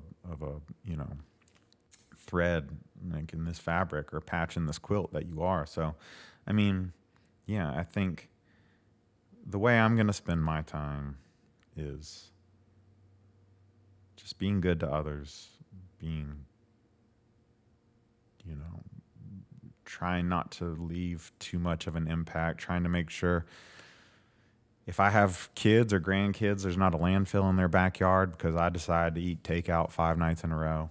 And just like, a good laugh, man, just with people who might have been born on the other side of the planet from you. Or you go to the other side of the planet, go to Japan and say you're looking for field recordings and they give you a copy of a Phil Collins record and you're like, field recordings, Phil Collins, that's good. That's pretty funny. So yeah, man, just like that's all you'll have. When you are on your deathbed, you will be thinking of the funniest, most beautiful, memories you have, and you'll have to take peace in that. So, yeah, I think that's, it's chaos, but just go out there and dance, man. It's like the first time I really took mushrooms was at a Phil and Friends concert at Walnut Creek Amphitheater. And I was a little bit high on mushrooms, and it started raining. And I turned to my friend, I said, umbrellas are really unnecessary. We're just getting rained on. At that point, if it rained, oh my God, it's raining. Mm-hmm. It's raining, man. Come on. Yeah. There's an old Shakespeare quote that's like that. It's like you claim that you love the rain, but you hide in your house and close the windows when it starts to pour, and you say you love the sunshine, but you like hide from it under a tree, and all these things. You claim you love the wind, but you close the shutters. Like all these things that these aspects of nature that we say that we appreciate, but often we like to appreciate them from a distance. We don't really like to fully experience them, I think was his idea. Well, also you're like the first year that I lived in Chicago, which is 2011, I moved there in the fall, and using this Phil and Friends, mushrooms perspective, psilocybin weather perspective, I was like, man, it's really nice out. Like it was, oh God, fall in Chicago, just chef's kiss. It's about to get cold though. You enjoy it. This is the last warm weekend. People went on and on and on about this winter. Oh man, chill out. We got this weekend. Like, let's go ride bikes. Let's go get Peking duck in Chinatown. Like, let's go have fun. Let's go have an adventure. And you know what? That was the mildest winter on record, like in the last 100 years. That winter that everybody warned me about never came. I mean, it snowed maybe one time. But that's the thing, man, is like, don't stay inside for like, on behalf of the winter that may never come. You know, I mean, don't call off your plans because of rain before it started raining. It's just roll with it, man. Like sometimes you got to just, I think we have an inclination. I mean, I'm lazy, man. I'm not going to lie. Like, I like to stay in bed after I've woken up. I like to lay on the couch and watch my shows. Like, I like my work, but I don't like to work. I mean, if I didn't have to work, I wouldn't work. I'm not going to lie to you. But, like, I think we do find excuses not to do things that we will actually grow from. You know what I mean? And so, like, you have those, it's just glass half full, glass half empty. You have people who are going to see clouds and say, oh, maybe we'll go pick apples tomorrow. And then you have other people say, oh, maybe it'll pass, And I think you always got to just sort of take that chance, because the worst thing that's going to happen is it's going to rain. And you know what? Like, I've never been rushed to the emergency room because of rain. So, yeah. I knew what I was about to say. How about we had the podcast, we had chaos, we had psilocybin at a Phil and Friends show. We had I'm just trying to do that thing where you talk about everything you talked about. Oh wait, it was the present. So we found it. So the idea, I guess, of being concerned with the future or something. Okay. It's like, okay, there's one idea we talked about, which is something about the necessary aspects of getting your finances in order and things like that. But then there's this other thing about living in the present moment. And I have found that in 2019, I was like very in this place where I was my finances were in a certain condition, and I was buying my first car, and I was kind of like, I was learning finally. I felt like I was becoming an adult because I was learning to think about the future and learning how to like act now for the future. And then like I have found that since 2020, that's been severely disrupted. That like I have found it harder to conceptualize the future, and I think a lot of that has to do with some of like little things that have been mentioned, like when we think about the environment and the concerns that people have about the environment, and when we think about like this whole COVID experience, which I think made a lot of people feel as though they were entering into the apocalypse and the end of days and stuff. I have found it harder and harder to appreciate the idea of the future. I find it like I find the present being all that I can care about sometimes. Hey, man. I mean, like, yes. Like, yes, yes, yes. Because we couldn't have anticipated 2020. Like, not to throw my dad under the bus, he'll never see this, but you know, when I was a kid, I wanted to be a basketball player. He said, "Well, you're not really tall enough to be a basketball player." I wanted to be an architect. And he said, "Well, you're not really that good at math. You know, you have to be good at math to be an architect." And I want to be a musician. He said, "Well, you know, you're not really like good enough to make a living to be a musician." So 3 things happened. Basketball changed away from the big man, the big centers. You had more kind of the evolution of the whatever, J.J. Redick, Steph Curry, the smaller man, you know, shooting from the 3. You had the advent of computers that made math, architecture, everything you need to build a building became computerized, not, you know, mind-blowing, you know, abacus math, graphing calculator math. And then you had hip-hop, the sampler. You had advances in music that made it so you didn't have to be Count Basie to make a living as a musician. You could be Blink 182 and make a living as a musician, you know? And so my dad was preparing me for a future that never came. You know, he was shielding me from heartbreaks I would never experience, because the way the present and the past appeared to him were going to be the course. You know what I mean? Basketball changed. Technology changed. And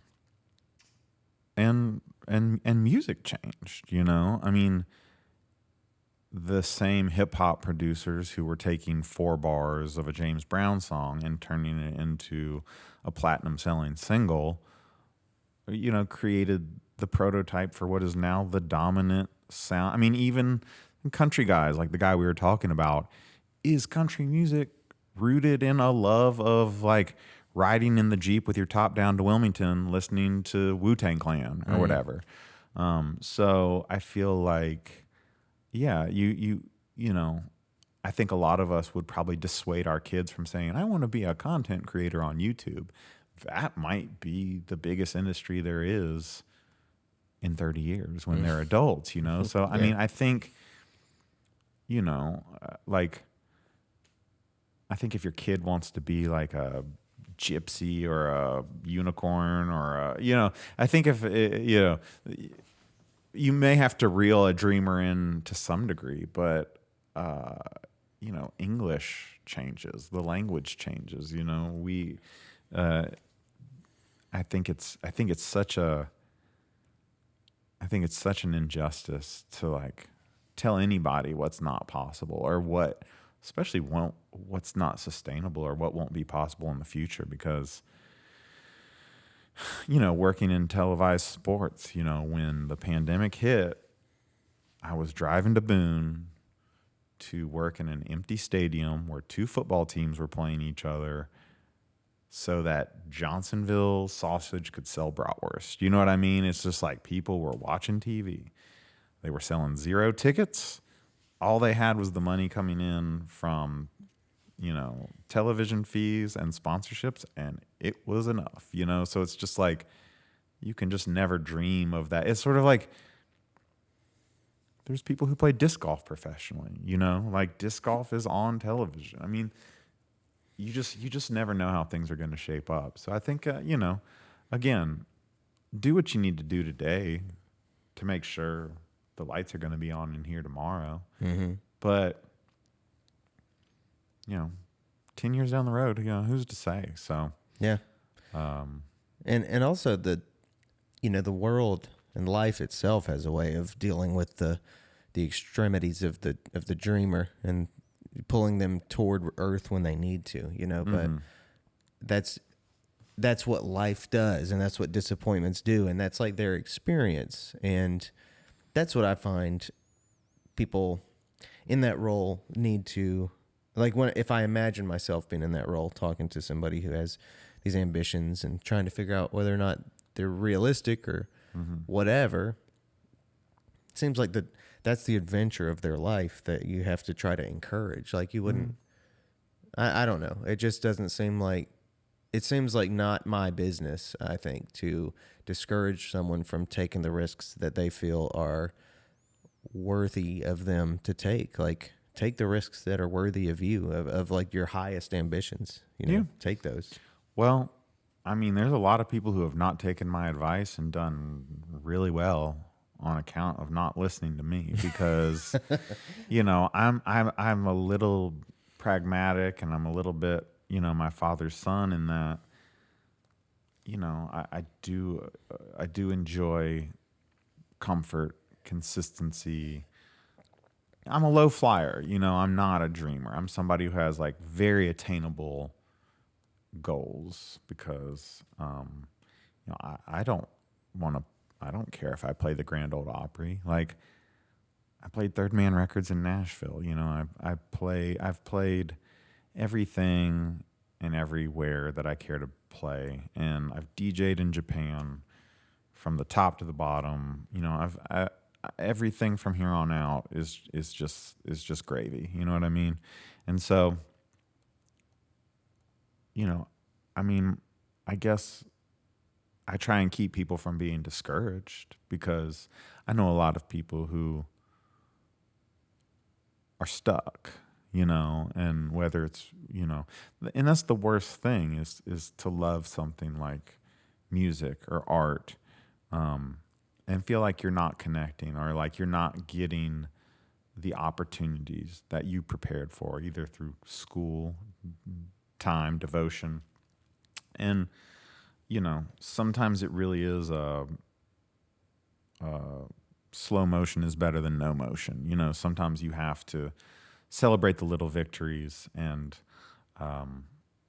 15 years ago, I was a runner for ESPN during the ACC tournament in Greensboro, driving to Costco to get, 24 bottles of Coca-Cola and 72 bottles of water. And I didn't know that, I would be, working the Duke Carolina game on the floor, making, redacted amount of money to help run a television crew, and so it's just sort of, sometimes sometimes your short-term solutions, provide you sort of the muscle memory, the sort of range of motion to, jump higher and, reach a little further. So,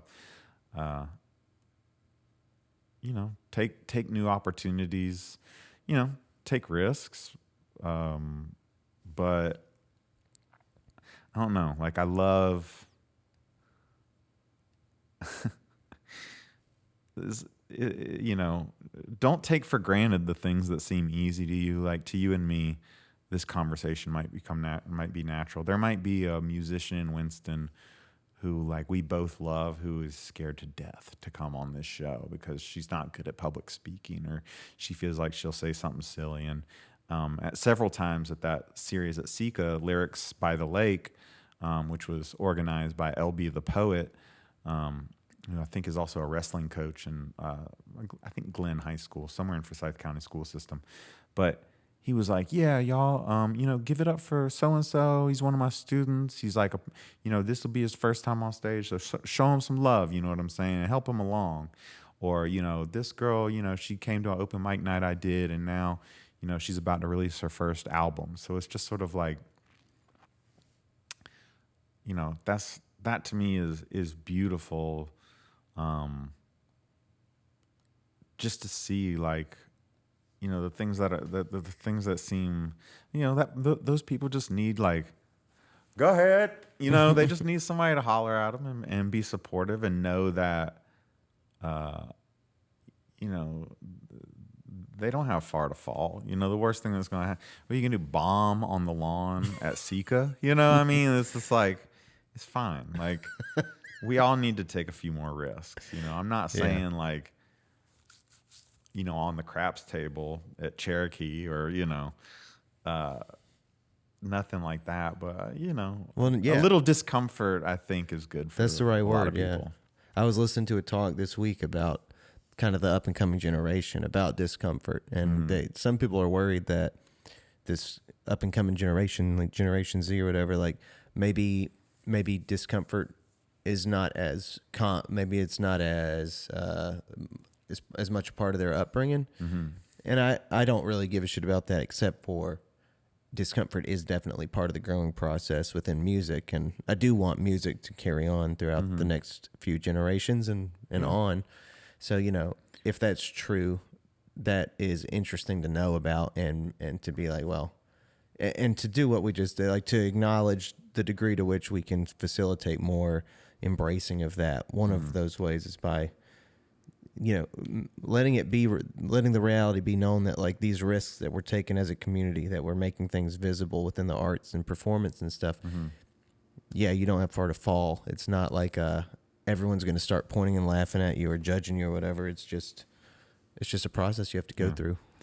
Well, anybody out there who's listening to this or watching this should know that if you ever come see me perform, I didn't know what I was going to do even earlier today or yesterday. Like I've got a show coming up on the 8th at West Salem Public House, and I just booked it.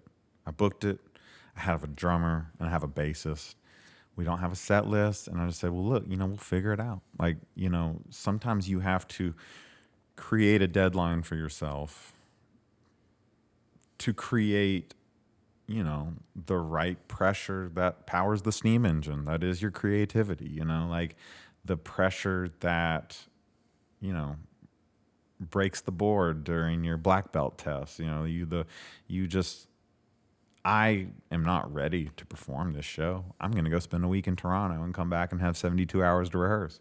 But I feel comfortable in my abilities. I feel comfortable that I can play a major scale in several keys. And so I feel like, hey, man, we're going to get together. 3 good friends who are capable musicians are going to play for free at the West Salem Public House. And like, what's the worst that could happen? We are awful and nothing, like we get fired from the West Salem Public House. They pull the plug and send us home. It's like, no, go have fun. And if your playing's terrible, just come correct with a couple jokes or, just drone out, pedal some notes and let everybody else carry you. So, I'm not somebody who, I've had as much fun failing as I have had succeeding.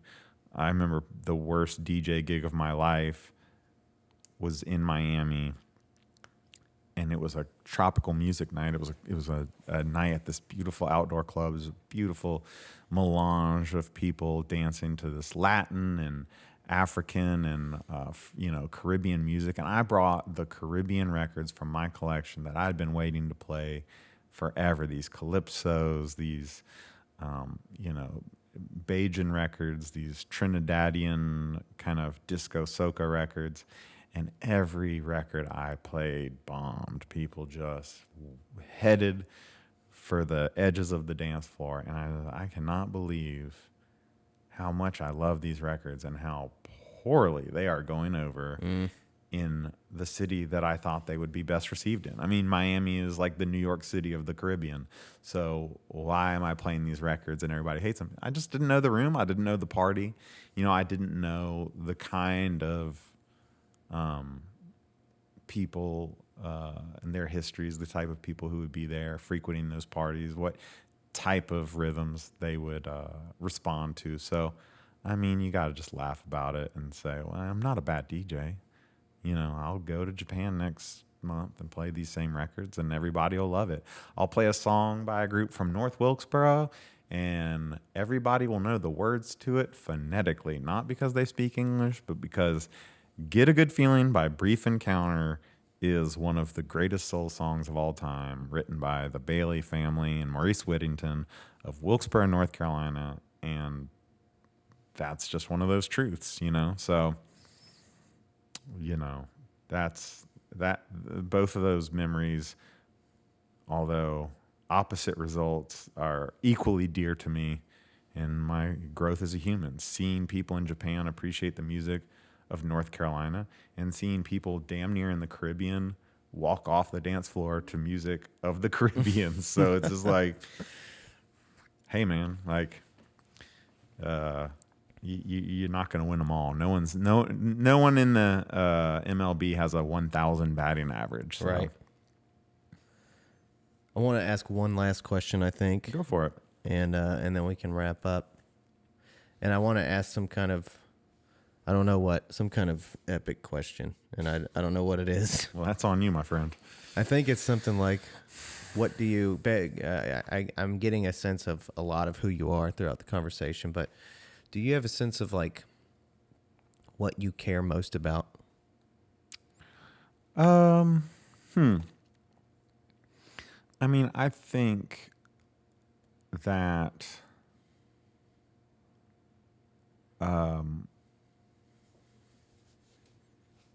yes. I mean, what I care most about is I mean, I will say it probably goes without saying that, you know, I think that, you know, there's nothing that we as a people can create that is more magnificent than music. I think music is just the highest form of expression. It's the most beautiful thing aside from, you know, other human beings that a human being can create. Anything from Pharoah Sanders, Sun Ra, Curtis Mayfield. I mean, just all these people, you know, making music that is so uniquely themselves is just so incredible. And the way that that music, you know, to think that Curtis Mayfield, you know, who grew up in, you know, around the block from where I lived in Chicago, would write so many songs that would be, you know, the first dance at so many weddings, or, you know, it's just like that that music is something that continues to bind us from, you know, the earliest known recordings of Robert Johnson, or, you know, early ethnographic recordings produced by Folkways, and field recordings, just like the way that, you know, those melodies are still relevant, the way that songs and lyrics and things can still sort of like, whether you speak the language or not, can evoke some sort of feeling, I think is important. And so, you know, I think that supporting musicians, creating healthy music that is conducive and positive, and, you know, will evoke feelings of joy or of melancholy or otherwise, is important. And I think celebrating musicians, positive feedback, celebrating ones who are older, those who have passed, those who are up and coming. You know, I'm part of a community of people who are really fixated on collecting old records. I'm like, hey man, buy new records. You know, like, support new music and new musicians because, um, this is an ecosystem. And like, if you pay $250 for a copy of Eliminator's Love and Explosion, BRC Records, none of those Winston guys are getting a penny from that. That's a collector who found it at a flea market, who just had a $249 come up. But, to me, it's just like, all right, we're people are important. Music is this powerful resource we have. So, let's dance, let's cry, let's have a pensive, quiet moment listening to, a drummer and a saxophonist trade licks, in the basement of Recreation Billiards. Like, it's just like music provides us this opportunity, I think, more than any other. I mean, it's kind of like pot, right? Like Willie Nelson and Snoop Dogg could sit down and like smoke a joint. To me, like, music does the same thing. It's like two people can sit down and listen to Misty by Errol Gardner and be like, that's a tune. That's just a tune that's going to be in your head for the rest of your life. So to me, it's like, all right, we're here.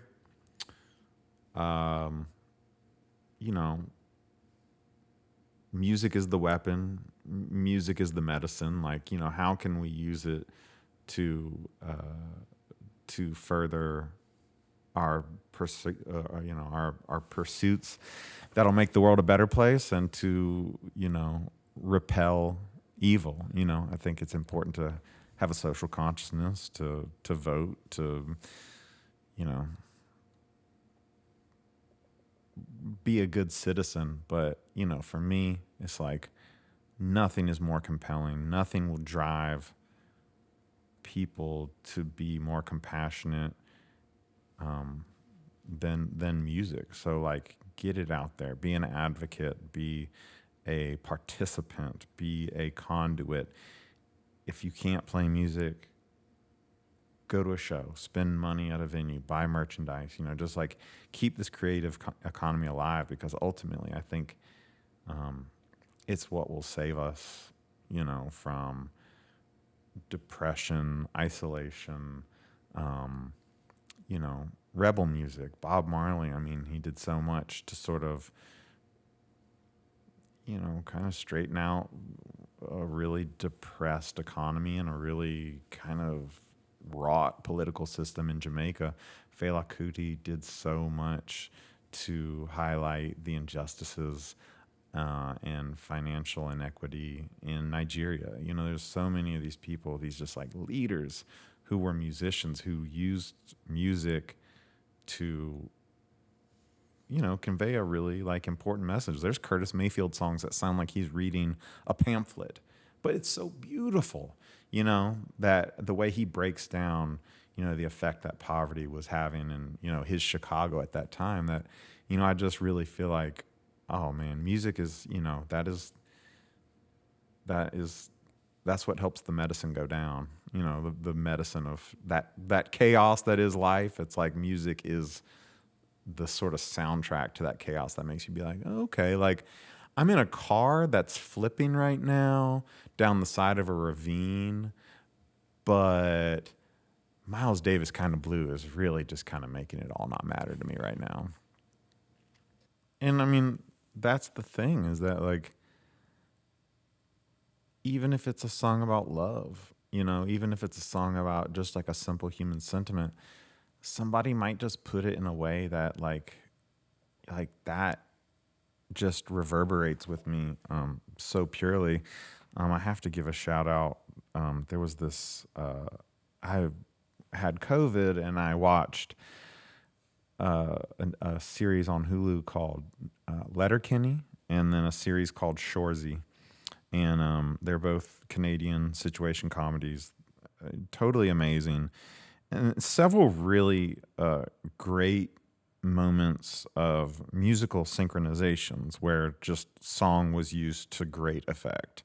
Where you're like, God, like that song is perfect. And so, at that point, you're enhancing the viewing experience and the musical experience, both the music and the intention of the scriptwriter and the actors are both being augmented by the other. This song that I heard was during this really kind of beautiful last heroic scene of the show Shoresy on episode 6, and it was called "True Love" by Tobias Jesso Jr., who's a Canadian songwriter, who apparently has very limited abilities on the piano, but wrote and sang this song on the piano called "True Love." And again, it's just like, how can you write another song about love? Well, this brother did it. You know what I mean? And again, it's just like, there was a song that this guy made. It was just like a little 35-second Instagram post, but the hook was just basically, "Arrest the killers of Breonna Taylor. All y'all who think we need more evidence, you goofy." And it was just like, yeah, okay. Like, that's a bit of an anthem for the moment, you know? So it's just like, sometimes it can be very general. Sometimes it can be very specific, but sometimes, whether it's because of your frustration or because of your elation, you write a song about it, and that lasts forever. You know what I'm saying? So you keep a musical infrastructure, you keep the art form alive, because someday you may need it. You know, you may have something like segregation. My dad went and saw James Brown at the Coliseum in Winston-Salem in 1955 and noticed that all the white people were in the balcony and all the black people were on the floor dancing. And he said, "Oh, you know, I think I'd rather be down there on the floor dancing. That looks like a whole lot more fun than being up here in the balcony watching James Brown, Etta James." It was a big review. And, you know, for a guy from Stokes County, that was an important moment, I think, for him to realize, man, like, this segregation stuff is like bad for it hurts everybody. You know, like, the people who want to dance can't dance. The people who might want to sit down can't sit down, you know, like, and so, you know, I think that shaped him. And I mean, if music is the thing that compels a generation to strike down segregation, then, man, I mean, you know, there's no bigger triumph than that being, you know, one of the worst atrocities of humanity. So, you know, I think that, you know, be a good person. We have a gift, we have an ear, and we have a passion for music. And I don't think that is worth nothing. I think, you know,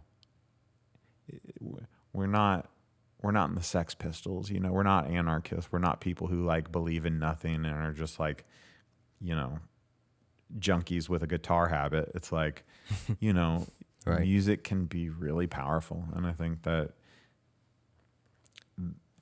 you know, we're not, that is just sort of like, that's our gift. LeBron James's gift is being really tall and really good at putting a basketball through a net. And he has used it for so much social change and fundraising and being an advocate and speaking against power, you know, in a way where I think the Michael Jordan, LeBron James conversation, you know, which one's greater? It's just like, well, Muhammad Ali was the greatest boxer of all time because what he sacrificed, you know, and LeBron James may be better than Jordan because he took a position on social ills that somebody with his voice needed to speak out on. So, you know, I think if music is the thing we love, then, you know, that's our role. That's the role we play. Some other people, some gamers, some graphic designers, some other people somewhere else can be having the same conversation, and that's their medium. But for us, it's music. And so I think, you know, I think it will always, it will always, you know, it will always serve us well to have that medium that's so relatable. I'll stop there. That's interesting. And I'll ask, just since we're in this part of the conversation, Sure. I want to ask while we're on it, do you think that, given what you just said, do you think that like that sort of social component of messaging or something, of like identifying something that you think of as something that bothers society or something that's bad for society, and using something that you're gifted in to point a target at that? You think that's, you think that, were you saying that arguably adds to the quality of the craft itself? Not necessarily, but I think that it's sort of like, okay, like, you know, the same highways they use to traffic fentanyl across the country, they use to traffic penicillin. You know what I mean? It's sort of like you can use music for destructive means or you can use it for good means, but you have to keep the channels open. You know, if Spotify, YouTube, all these things come along, you have to embrace them. And you have to, if TikTok is the way that music is being spread and absorbed, like, it can't be bad because like music is at the root of it. If it's getting people together to dance in Ibiza, or it's getting people to dance in Union Grove, the old Fiddlers Convention, you know, whatever it is that's keeping people engaged in music.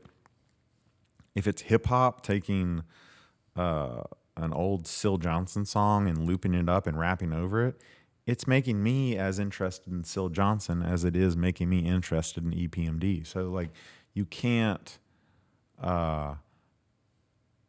know, you have to sort of accept that music as an art form will evolve, and that, you know, sort of like by nature, it's all good, it's all positive, it's all, you know, like somebody writing a song about true love is not more or less pious than somebody who writes a song about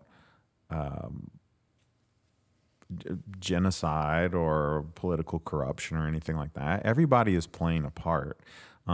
This Tobias gentleman in Canada, he might not have strong political leanings or beliefs, but, you know, he's making people feel.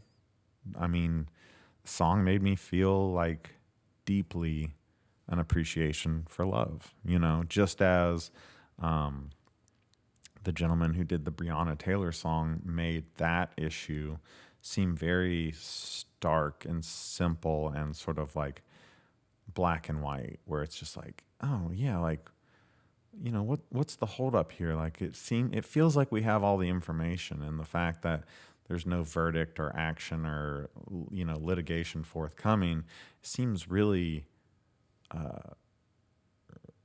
really sort of like tone deaf. So yeah, I think that I definitely think it's kind of riskier and tougher.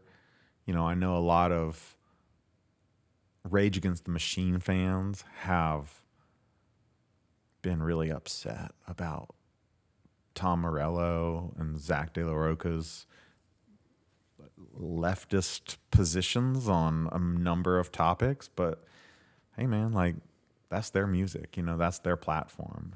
And, you know, I would hope that some people, you know, I would say on both sides, musicians obviously tend to skew left, but like, you know, I hope it's made people like rethink, well, like, you know, like, what is our military doing in Somalia right now? Or what is our military doing in Venezuela right now? Or, you know, like, if Zach De La Rocha says, you know, post a picture on Instagram of cops on horseback whipping people trying to cross the Rio Grande, what's that all about? Maybe I should Google that, you know. So it, you know, you do stand to, but again, like, that's probably, you know, what motivates those people to make music. Me, I just like the music, man. So it's just like half my records aren't even in English. So, like it's just like I like a good melody. It makes me feel a certain way. I wake up, I got to put something on, and it's probably going to be by somebody different than it was yesterday. So it's just like, it's just, and that's the thing, man. It's such a great vehicle for everything. I mean, for love, for anger, that we're super lucky to have the 4/4 time signature, to have the backbeat, to have everything that led to this moment where music is so positionless that everything from free jazz to avant-garde jazz to conservatory jazz to prog rock to pop rock to country rock to pop country. It's just like there's so many ways that people can fit in and find a following. And this guy I talked to who was going to Bailey Park to see this country guy from Winston-Salem was so excited to go home and pick up his wife and go to this country show. I mean, Yeah. Yeah, as you were kind it's of exciting. Yeah. As you were working through some of that, like I saw I saw a funny post the other day that was like it was like, I like Rage Against the Machine, but sometimes I wish people would keep their politics out of music. It was like, it's Rage Against the Machine. Like, that's just hilarious. But It's in the title. It's in the title. But so I think I'm as a pretty much like a centrist or moderate or whatever, or I don't know what, as a non-ideologue, I can listen to Johnny Cash do like Old Rugged Flag, and I can listen to anything from Rage Against the Machine, and I can appreciate either one for their context and understand them in a balancing act of culture or whatever. And I can't stand the notion that like I get, some people, if they hear that an artist, whatever, is like, oh, I heard John Rich performed at Mitt Romney's thing, so now I can never listen to John Rich again, or now I can never listen to country because I hate Republicans or some shit.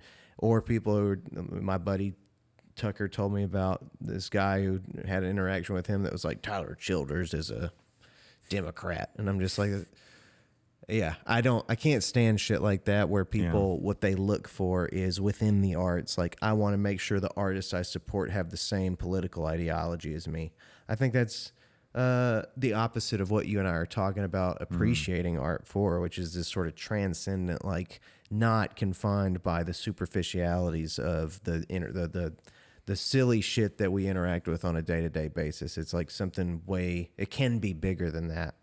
Well, absolutely. I mean, if some musician is like, if you really like dogs and some musician writes a song about like how much he likes dog fights, like, don't listen to it. You know what I mean? Like, Sure. There's some things you're not going to get past, but it's sort of like, there's extremes. Yeah. Yeah. But in terms of like, here's the thing. Is Johnny Cash sincere in his devotion and his singing of that song? Like, absolutely. I mean, is it a compelling performance?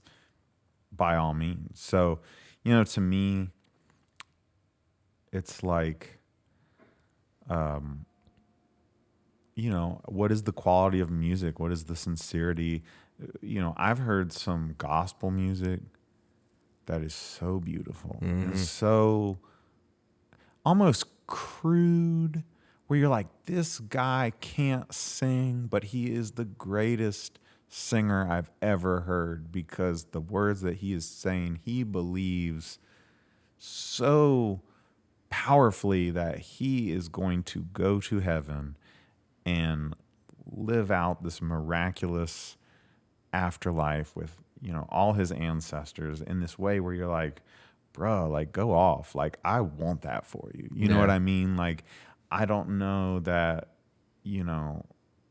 that my story has the same ending, but like, I believe yours does. I believe that for you. You know what I believe that, It's the devotion. You have manifested through your belief in that afterlife that, man, when the lights go out, that's probably where you're headed, and that's probably where you're going to find your peace. So, yeah, I mean, it's like being an atheist and saying, like, oh, I can't listen to Christian music, or I Right. can't listen to devotional music, or I can't listen to Hindu music or something. It's just like, dude, don't be silly, man. Like, it's the passion, it's the performance, it's the palette of sounds, you know. It's just it's crazy to think. I mean, you know, like with the Dust to Digital Instagram account, just like how many ways music manifests itself. Busking in churches, picnic shelters, HBCU drum lines, elementary school talent shows, you know. I mean, all these people are bound by this, you know, act of just, you know, producing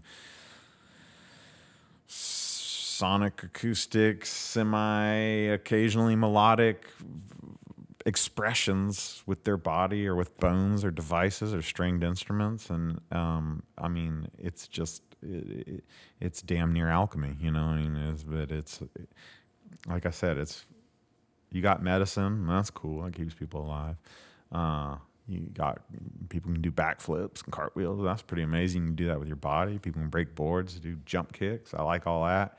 People can take brass strings, set a keyboard up to play them on a 12-note scale to create major chords, minor chords, seventh chords, and diminished chords. That is nuts. You know, people can bucket drum on the subway. You know, I mean, it's just like, who doesn't want in? Who's not buying in on that? Who doesn't want stock in music? I can't think of a better note to wrap on than that. I think that's perfect. All right. I mean, you and I could talk for hours more, I think, and I'd love to. But before my camera fills up, Sure. I just want to say thanks for coming over. Absolutely. Thank you for the conversation. Thank you to all your listeners. Thank you to all my listeners. Anybody who's new here, welcome to Rural Hall. Absolutely, yeah. Really, thank you for your time. And like, I don't know, I've got some cool shit in the works here that I hope I'm going to tell you about, and I hope you'll be around for some of it. So let's keep talking. Let's do this shit again. But yeah, thank you again for being here today. Yeah, absolutely. Thank you for having me. Take care.